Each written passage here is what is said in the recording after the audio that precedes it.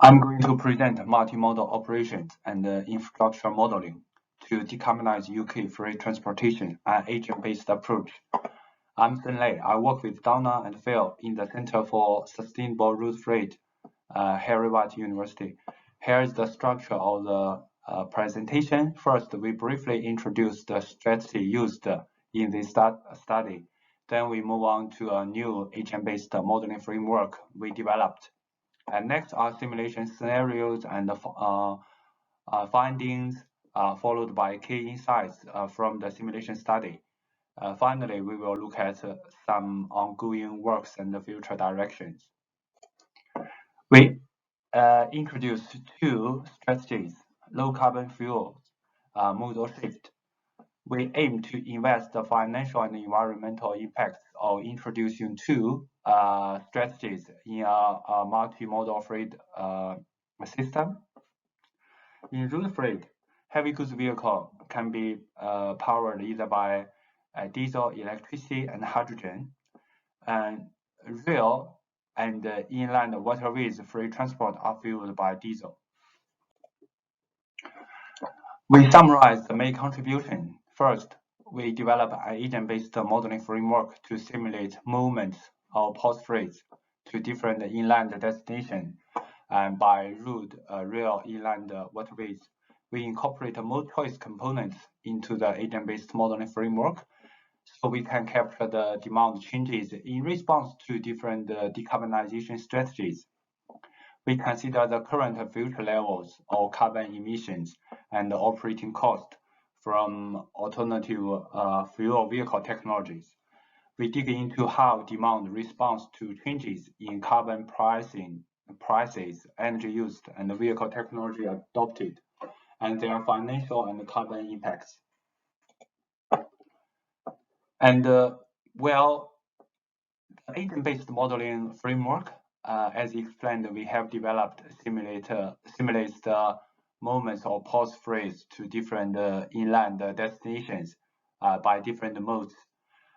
Here we focus on powering heavy goods vehicle in road freight transport with electricity and hydrogen.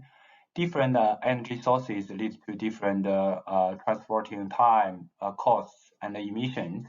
Here we use generalized cost to reflect the quantified disutility, including the transport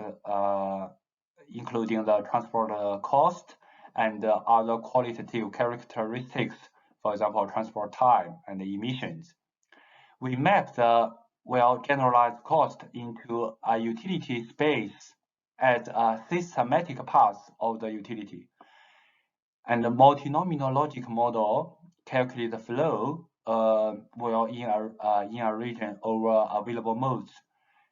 We design a calibration process to find the optimal parameter value so that the model behavior in a particular condition can match a real and known pattern. We'll use the agent-based modeling framework. We can capture system changes in response to different alternative fuel vehicle technologies. Then we can provide financial and environmental analysis of adopting such new technologies. So we apply the model into the scenario of moving freight from the port of Birmingham to different warehouse locations.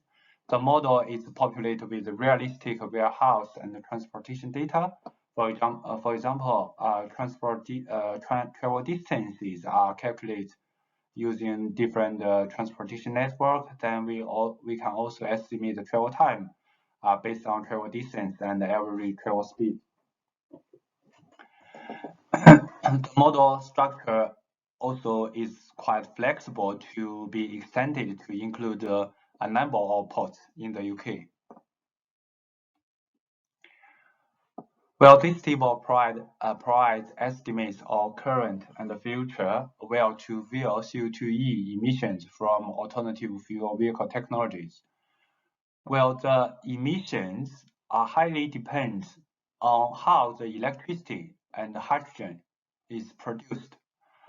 Well, in road freight, electric heavy goods vehicle, or we call it a battery heavy goods vehicle, have the lowest level of wheel-to-wheel CO2e emissions, both now and in the future.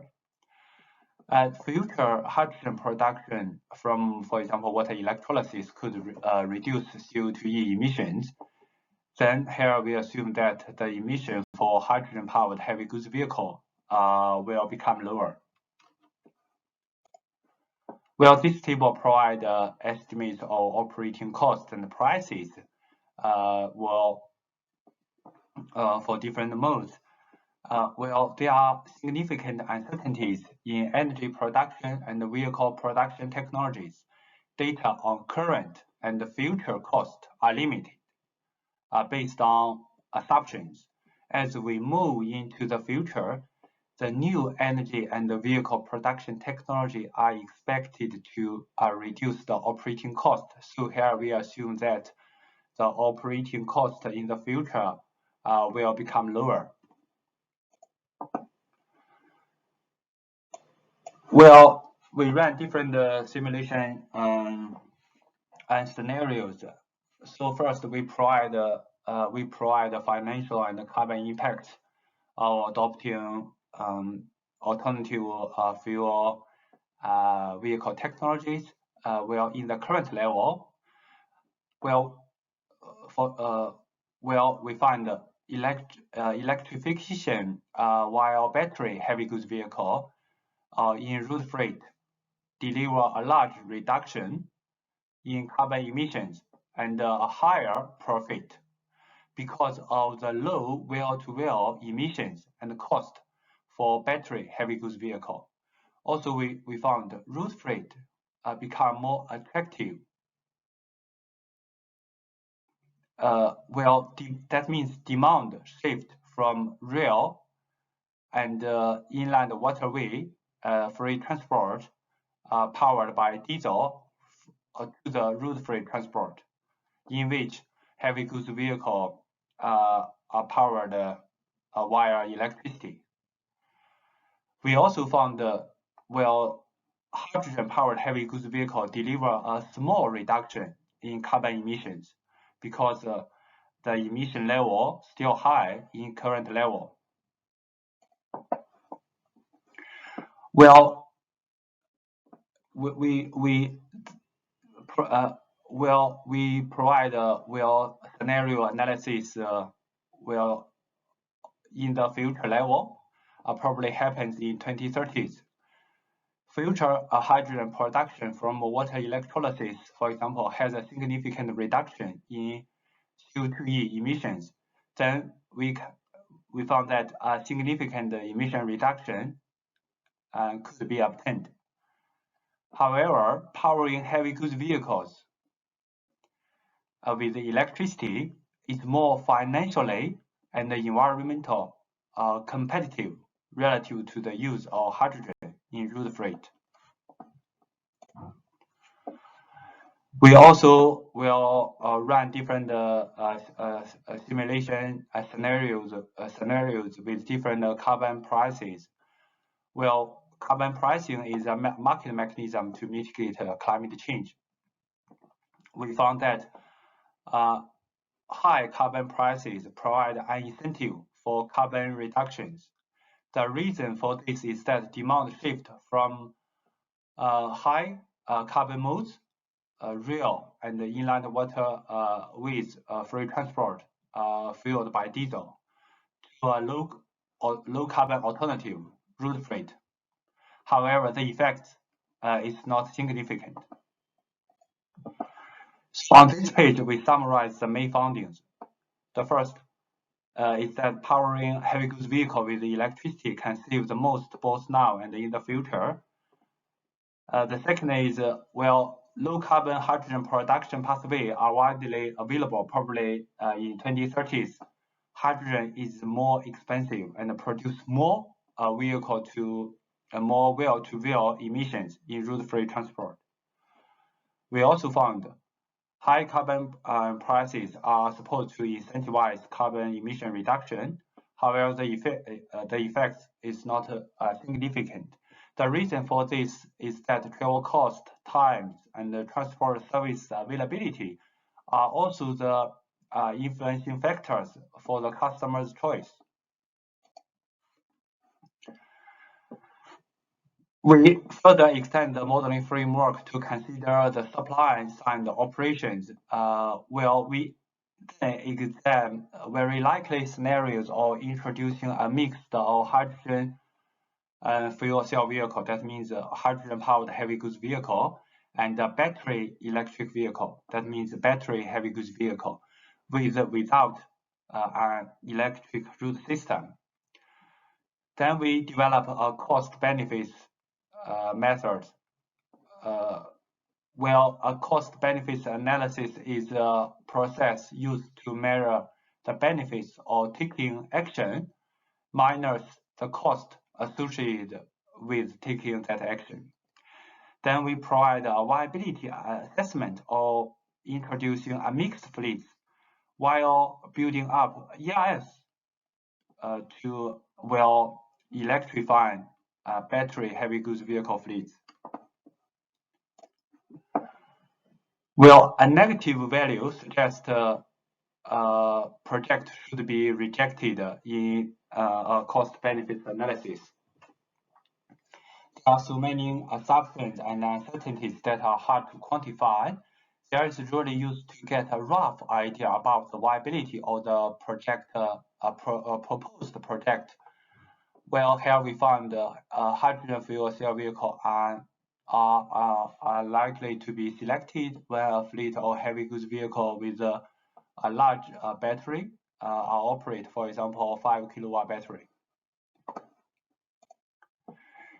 We also provide cost benefits analysis of introducing a hydrogen fuel cell vehicle into an application or battery electric vehicle with an ERS.